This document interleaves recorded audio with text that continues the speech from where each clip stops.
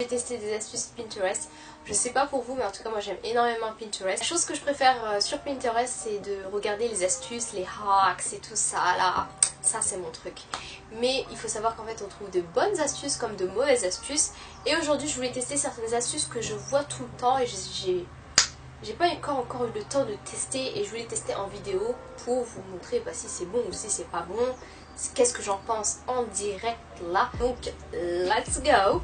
Alors on va commencer par enlever tout ce qui est point blanc. Moi personnellement j'en ai un peu ici. Et je sais pas si vous avez vu cette astuce qui consiste à prendre du fil dentaire et mettre et du coup enlever tout ce qui est point blanc. Mais j'ai trouvé une autre astuce, c'est-à-dire prendre un fil et enlever tout ce qui est point blanc. Donc on va voir si ça marche.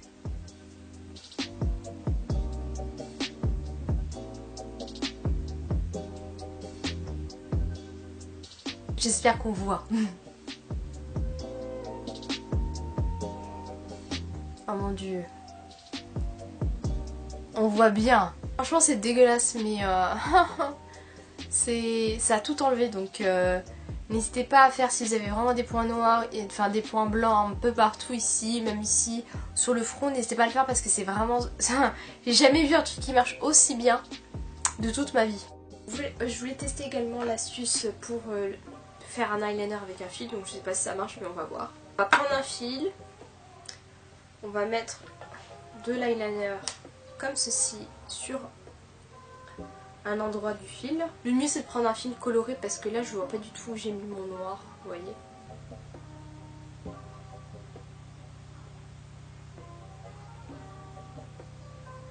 Bon, ça fait un trait, c'est déjà pas mal. Ensuite,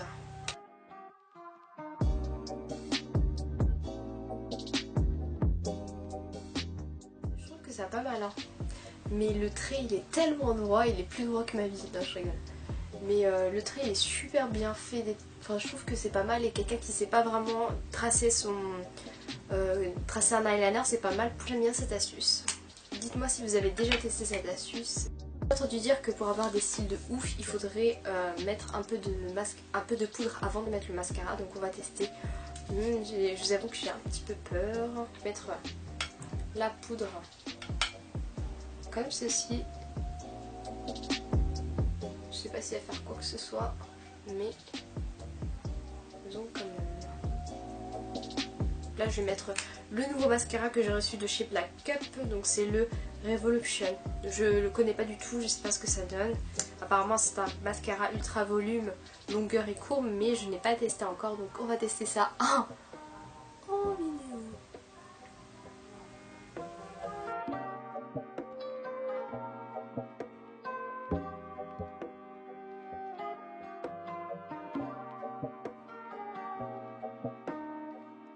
Que mes cils soient un tout petit peu légèrement plus grands que d'habitude avec un mascara, parce que je vous avoue que j'ai testé 50 000 mascaras et j'ai jamais vu des cils aussi longs avec un mascara.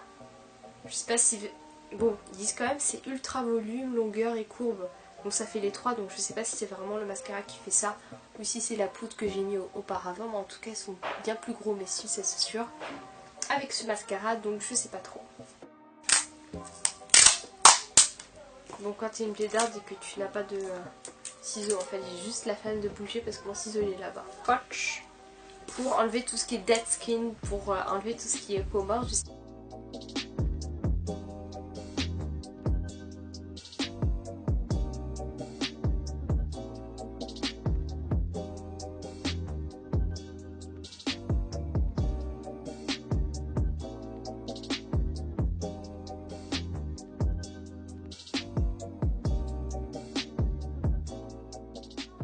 Les dead skin parce que je vois pas vraiment dead skin, mais ma peau est bien plus, on dirait, hydratée bizarrement. Enfin je sais pas ce que ça... Elle était un peu rugueuse avant que je fasse ça, et maintenant j'ai l'impression qu'elle est un peu plus lisse, un peu moins sans dead skin, alors qu'on voit pas vraiment les peaux mortes sur le scotch. Mais ça marche, donc je vais quand même mettre du baume à lèvres. Enfin, il y a une mode avec le rouge à lèvres rouge. J'ai vu une mode avec le rouge à lèvres violet. Je sais vraiment pas ce que ça va donner. J'ai utilisé un rouge à lèvres violet que j'ai. Et on va voir ce que ça donne. Sachant quand même que le violet, sur quelqu'un qui a une peau noire et qui a aussi des cernes assez foncées, bah c'est déjà violet en fait, c'est déjà violet marron, donc je sais pas vraiment si ça va annuler la chose. Moi je pense que ça va juste amplifier, donc on verra ce que ça donne.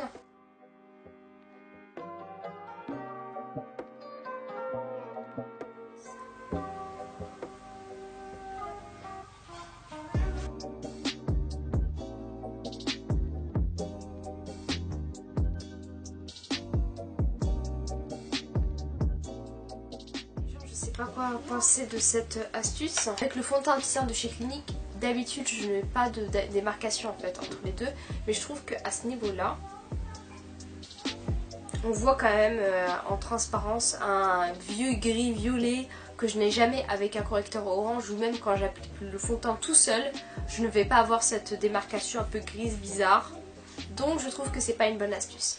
La vidéo est à présent terminée, j'espère vraiment que ça t'a plu. N'hésite pas à lâcher un pouce bleu si la vidéo t'a plu et à t'abonner. Et puis moi je te retrouve dans une prochaine vidéo. Bye bye.